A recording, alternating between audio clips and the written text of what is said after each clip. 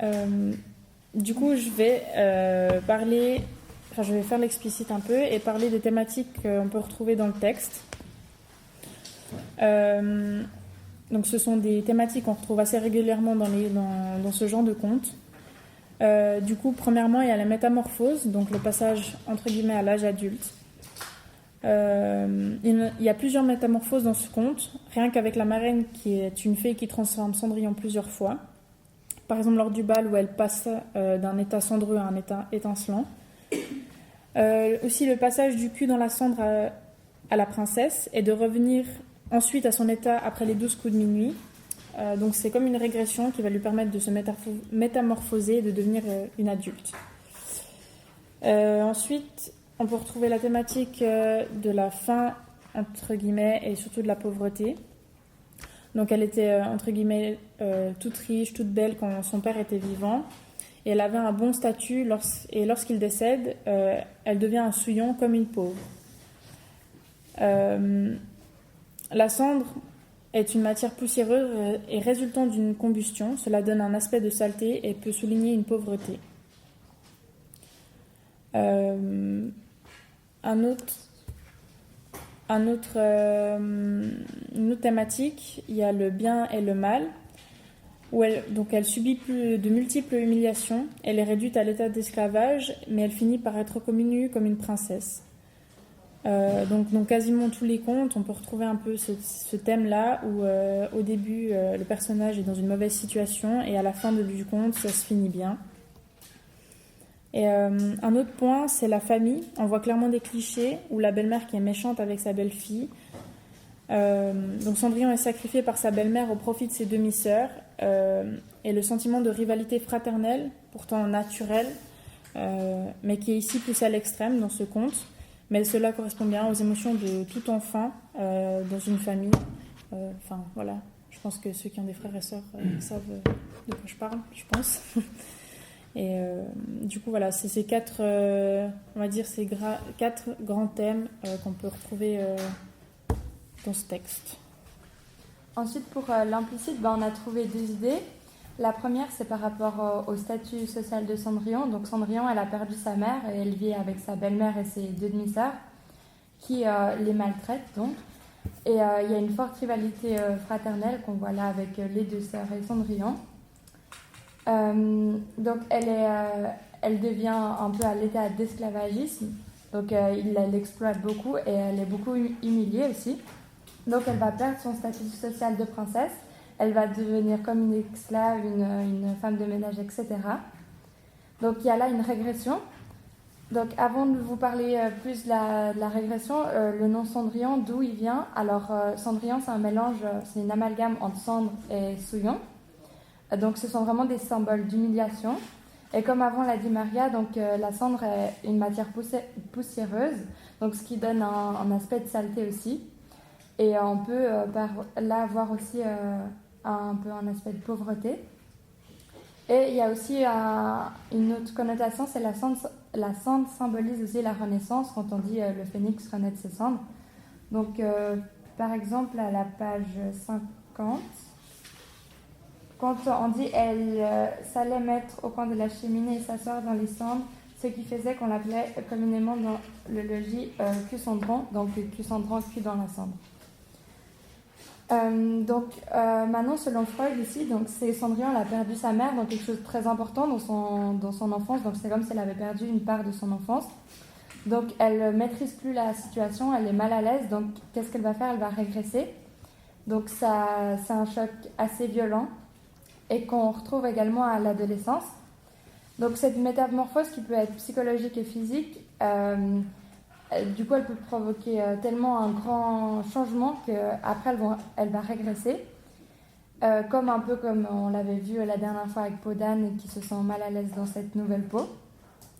Et pourquoi on raconte ça aux précieuses? C'est parce que les précieuses, comme on l'a vu aussi dans les liaisons dangereuses, elles passent toute leur jeunesse au couvent et à 14-15 ans, elles sortent du couvent, elles deviennent femmes. Donc là aussi, il n'y a pas d'adolescence, donc elles sont un peu sous le choc. Donc là aussi, on peut voir une phase de régression. Moi, je vais parler de l'aspect de la chaussure. Donc je vais commencer avec la psychanalyse. Donc la pantoufle, ce serait une représentation du vagin. Quelque chose peut s'y glisser. Et là, ce serait le pied qui représenterait un pénis du coup. Et le fait que Cendrillon laisse tomber sa chaussure ou sa pantoufle, c'est une chose. Après le bal, ça représenterait la perte de virginité. Et le bal, ce sera un intermédiaire entre sa vie d'enfant et sa vie de femme. Et j'ai vu aussi qu'avant, le sabot, c'était les jeunes filles qui le portaient et les femmes, elles portaient des pantoufles.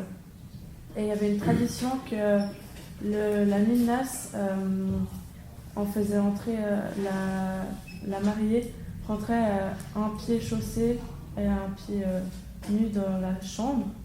Et le fait que Cendrillon, après le bal, elle retourne elle revienne à son statut de Cendrillon, ce serait une sorte de retour chez le père. Ensuite, il y a l'expression trouver chaussure à son pied, trouver l'amour. Ce serait connotation sexuelle et aussi rien que seulement l'amour, donc le couple idéal.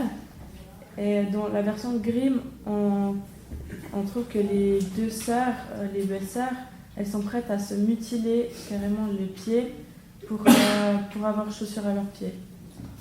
Ensuite, il y a la pantoufle de verre, le fait que ça soit en verre.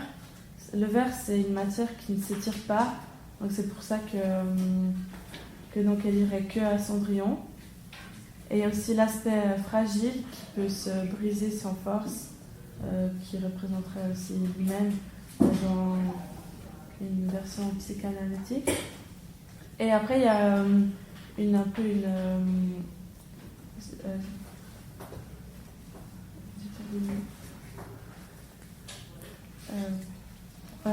en gros, il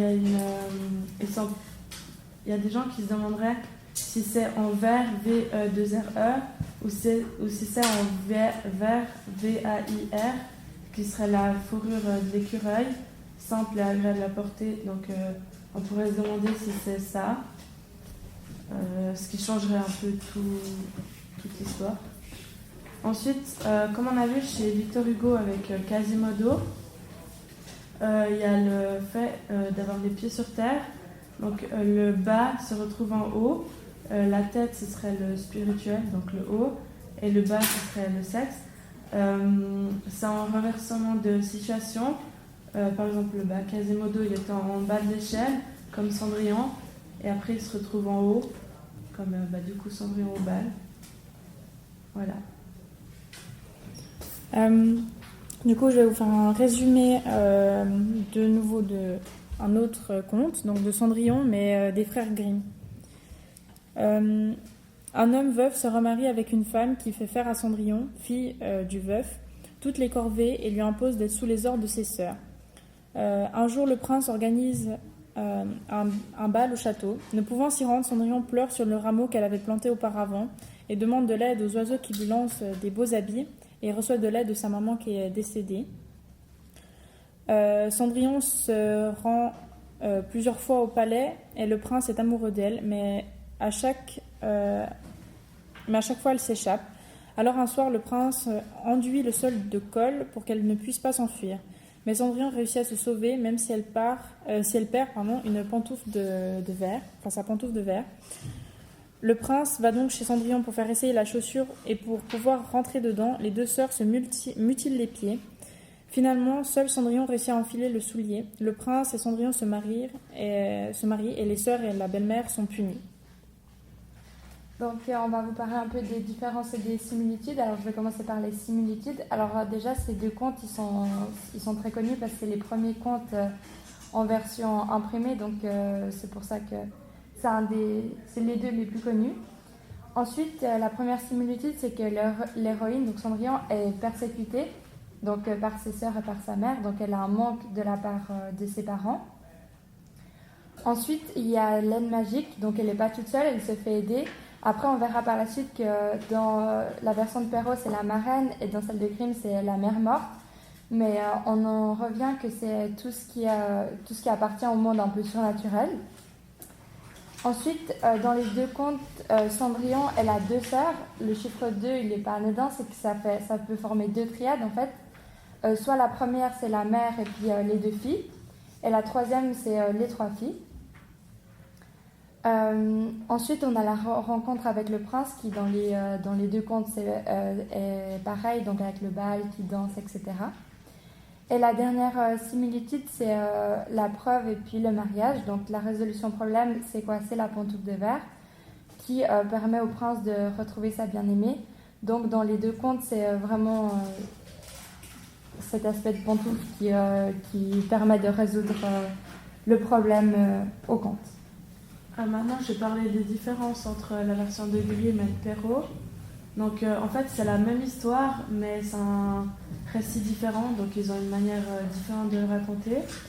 Il y a Perrault qui a un ton léger et Grimm un ton grave. C'est assez tragique, je trouve. La version de Grimm, elle est plus longue. Donc, il y a certains aspects, certains détails, je dirais, qui manquent chez Perrault, qu'il a enlevé. Ensuite, Grimm, c'est aussi plus lent.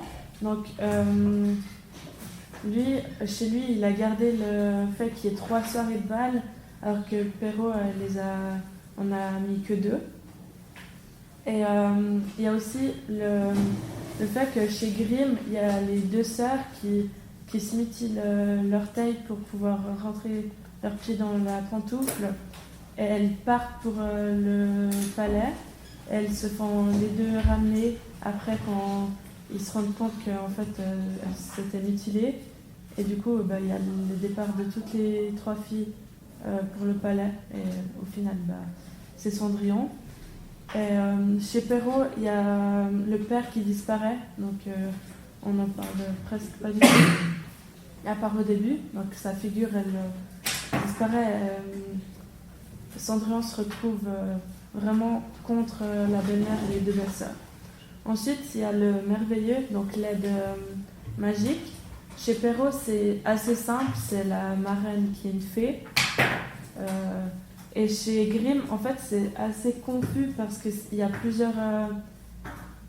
il est un peu sous plusieurs formes. Donc il y a l'arbre. Au tout début, une fois quand son père part quelque part, il demande à ses filles qu'est-ce qu'il veut qu'il leur ramène. Et les 2 sœurs demandent des robes, etc. Alors que Cendrillon demande simplement un rameau. Donc c'est une branche d'arbre.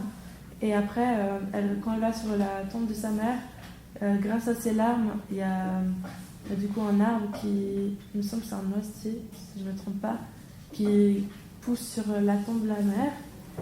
Et ça montre la modestie de Cendrillon quand elle a demandé juste une branche d'arbre et le fait qu'elle n'oublie pas sa mère. Ensuite, il y a les oiseaux, une autre forme, et l'âme de la mère qui veille sur Cendrillon sous une forme de petit oiseau blond. Et au final, il y a l'aspect religieux. Au début, chez Grimm, quand la mère elle meurt, elle dit à Cendrillon de rester pieuse et que Dieu gardera un œil sur elle. Et du coup, ce serait sous cette forme. Donc c'est assez confus chez Grimm parce qu'il y a plusieurs formes.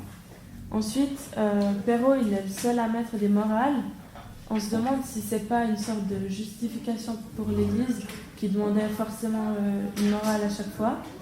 Et du coup, elle semble un peu inutile, alors que Grimm, c'est assez utile puisqu'il y a vraiment l'aspect religieux qui dit qu'on doit garder la foi, etc. Et finalement, dans la version Grimm, les 2 sœurs, à la fin, elles se font crever les yeux par les oiseaux, alors que chez Perrault, Cendrillon, elle leur pardonne, elle leur trouve un beau mari, etc.